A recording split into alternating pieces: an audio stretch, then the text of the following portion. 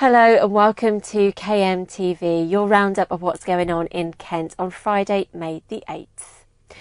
The general election results are in and Kent's remained a shade of blue, Nicola Everett reports. It's been a night for the Tories to celebrate, not just here in the county, but across the UK. UKIP failed to get the two seats they were hoping for in Rochester and Strood and South Thanet. Both were taken by the Conservatives. It means Nigel Farage didn't get elected and consequently he stood down as party leader. Kent now has 4 first-time MPs along with a raft of long-standing constituency representatives. Many of the results were delayed, with some counters still at work as breakfast time arrived. With the result not declared until 10:30 this morning, Nigel Farage had a long wait to see whether he'd get a seat at Westminster and if he was left disappointed. Graham Stothard has been at the count in Margate. Craig McKinley, the Conservative Party candidate, 18,800.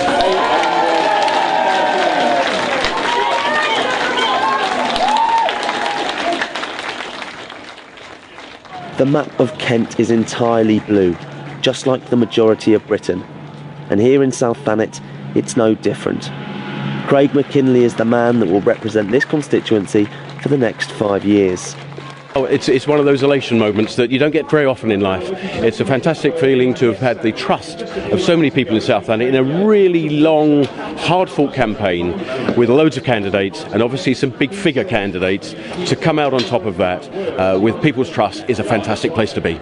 The loss Nigel Farage suffered here, representing UKIP, clearly affected him. On a professional level, I expressed today a degree of disappointment. On a personal level, I feel an enormous weight has been lifted from my shoulders. I've never felt happier. Thank you. Shortly after his abrupt exit, he stepped down as party leader. This was meant to be one of the closest battlegrounds in the country, with Labour's Will Scobie, Mr Farage and Mr McKinley all touted at some point to take the top prize.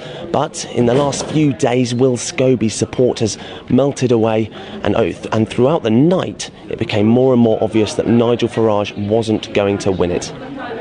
Mr McKinley walked away with a majority of almost 3,000, and in neighbouring North Thanet, Tory candidate Roger Gale also secured a majority of a whopping 11,000.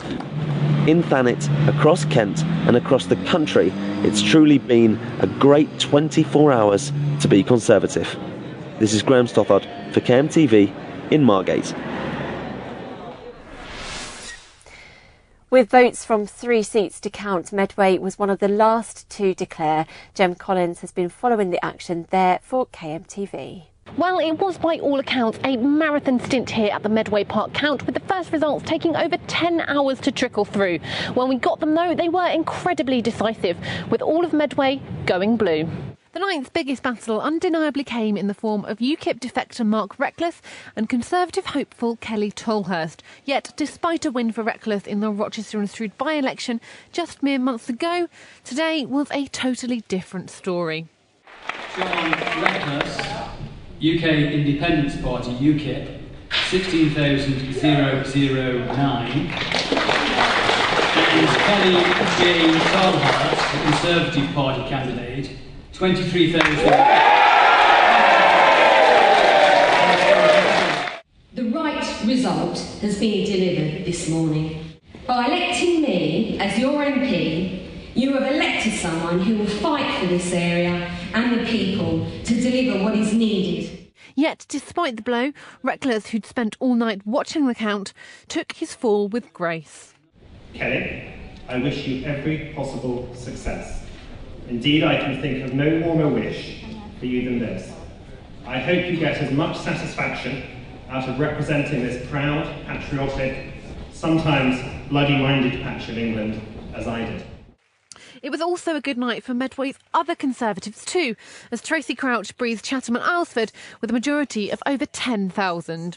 It's been I think a vindication of all the hard work that I've done over the last 5 years, and it's a real privilege to have earned that trust. Raymond Chisty also won the Gillingham and Rainham constituency with a similar majority. Absolutely thrilled, delighted to be given a chance to do the job I love doing, representing my hometown in Parliament. So it seems in Medway at least, Kent's brief flirtation with purple is over. This is Jem Collins in Medway for KMTV. Elsewhere in Kent, there were no real surprises, with the Conservatives picking up every other seat. And I do hereby declare that Damien Noel Thomas Collins is duly elected. And I do hereby declare that Greg Clark is duly elected for the Tunbridge Wells constituency. Even in Maidstone and the Weald, a target for the Lib Dems, Helen Grant retained her seat for the Tories with almost double Jasper Gerrard's votes. I want to thank the good people of Maidstone and the Weald for re-electing me as their MP, and it's a very special moment for me. I'm very proud, and I promise to do the very, very best I can to always be part of it. Thank you very much. One of Kent's new MPs is Helen Whately, who won in the Faversham and Mid Kent constituency. It's a combination of years of working. I'd say it's a dream from many years ago, but probably 10 years of trying to become a member of Parliament. He may have lost in South Thanet, but in many seats Nigel Farage's UKIP were second behind David Cameron's party. Full results for every constituency in Kent are on our website, KentOnline.co.uk. There's more local news on KMFM, and you can also follow us on Twitter and Facebook, but that's it from KMTV.